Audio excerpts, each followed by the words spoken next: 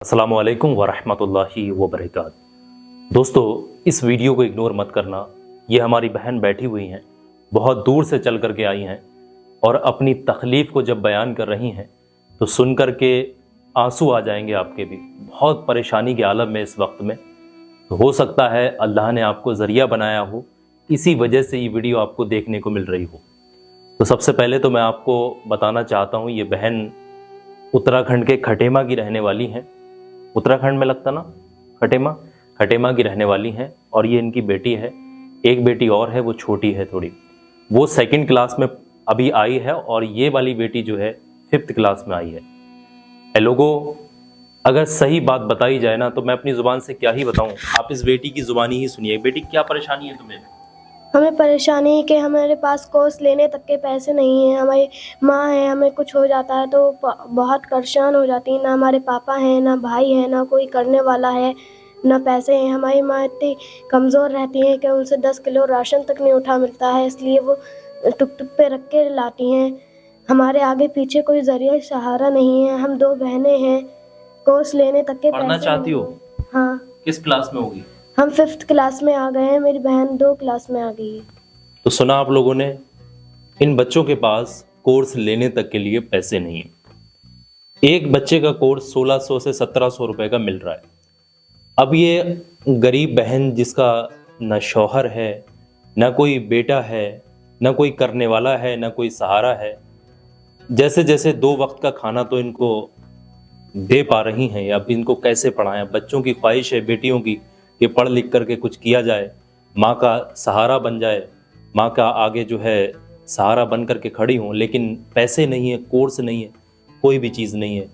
और इनकी जो माँ है बच्चों की, ये भी बहुत कमज़ोर हो चुकी हैं और यहाँ तक कि ये ना कोई मजदूरी कर सकती हैं, ना कोई काम कर सकती हैं, वक्त वक्त पर बीमार रहती हैं। तो थोड़ा सा मैं इनकी ज़ुबानी सुनना चाहूँगा और आप लोगों को बताना चाहता हूँ। इस वीडियो को स्किप मत करना, बहन की ज़ुबानी इनकी बात को पहले सुनिएगा। बहन, सबसे पहले तो ये बताएं कि ये तकलीफ कब से है, आपके शौहर कब ख़त्म हुए, क्या हुआ था, थोड़ा ज़रा डिटेल में बताइए। एलर्जी हुई थी उनको, तो उनको दिखाया सब में, जहाँ तहाँ कहा कि वो ठीक नहीं होंगे, उनके खून में इन्फेक्शन हो रहा है। फिर जांचें करवाई तो उसमें पीलिया आया, काला पीलिया आया। फिर पीलिया के लिए दवाइयाँ कराई, कुछ कोई आराम नहीं मिला। फिर कहा कि इनको वैद्य को दिखा दो, किसी को।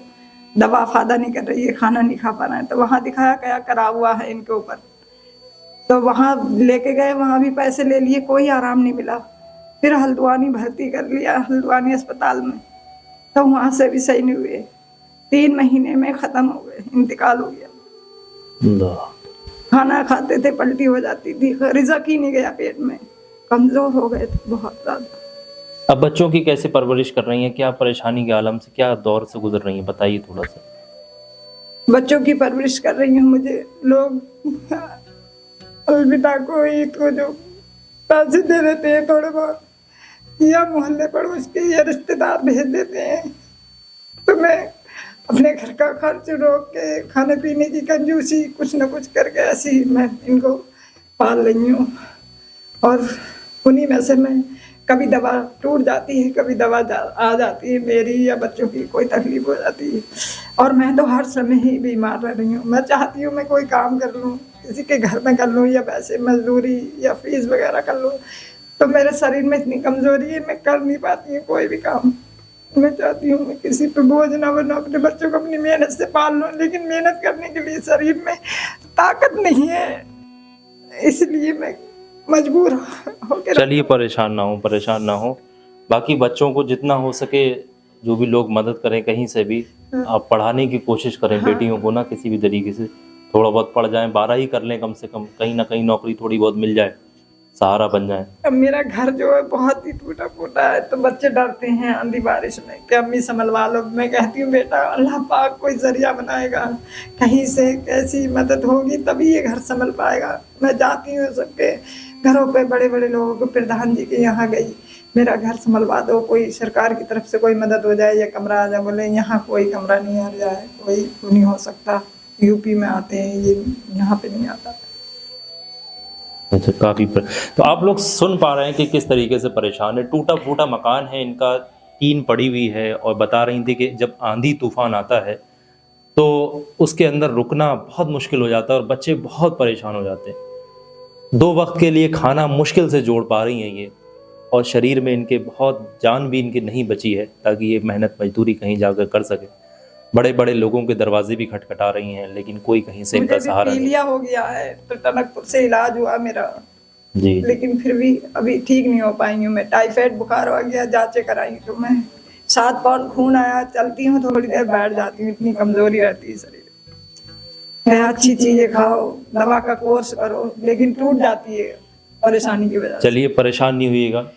तो बेटा तुम्हें कोर्स वोर्स का हो सकता है लोग तुम्हारा इंतजाम कर दें, पढ़ाई करोगी मेहनत से, जी ठीक है? मेहनत से पढ़ाई करना है, किसी की बातों में नहीं आना है, ठीक है? और माँ बाप का नाम रोशन करना है। जी ये माँ देख रहे हैं कितने परेशान हैं, इनके आंसू नहीं आना चाहिए, ठीक है? पढ़ना है तुमने घर में रह के सुकून से, ठीक। और जो थोड़ा बहुत काम घर का वो करना, पढ़ाई पे ध्यान देना है, ठीक है?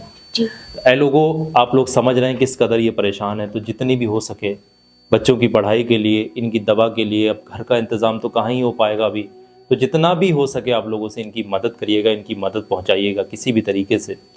आप लोग थोड़ी सी भी इनकी मदद करेंगे, अल्लाह बहुत खुश होगा। अल्लाह की रज़ा के लिए ही आप इनकी मदद कर दीजिएगा। और इतना भी नहीं कर पा रहे हैं, अगर आप भी तंगदस्ती के हाल में, तो इस वीडियो को कम से कम 4-6 लोगों में आगे ज़रूर शेयर कर देना। हो सकता है मदद करने वाले लोग सामने आए, हमारी बहन की थोड़ी सी भी मदद हो जाएगी तो काम चल जाएगा। तो आप लोग इस वीडियो को खुदा के लिए स्किप मत करिएगा, इग्नोर मत करिएगा इनकी बात को। हो सकता है अल्लाह ने आपको ज़रिया बनाया हो, आपके घर तक, आपके पास, आपकी आंखों के सामने ये वीडियो आई हो। तो इस वीडियो को आपने इग्नोर नहीं करना है, जितना हो सके इनकी मदद करना है और इस वीडियो को आगे भी शेयर करना है। अस्सलामु अलैकुम वरहमतुल्लाहि वबरकातुहू।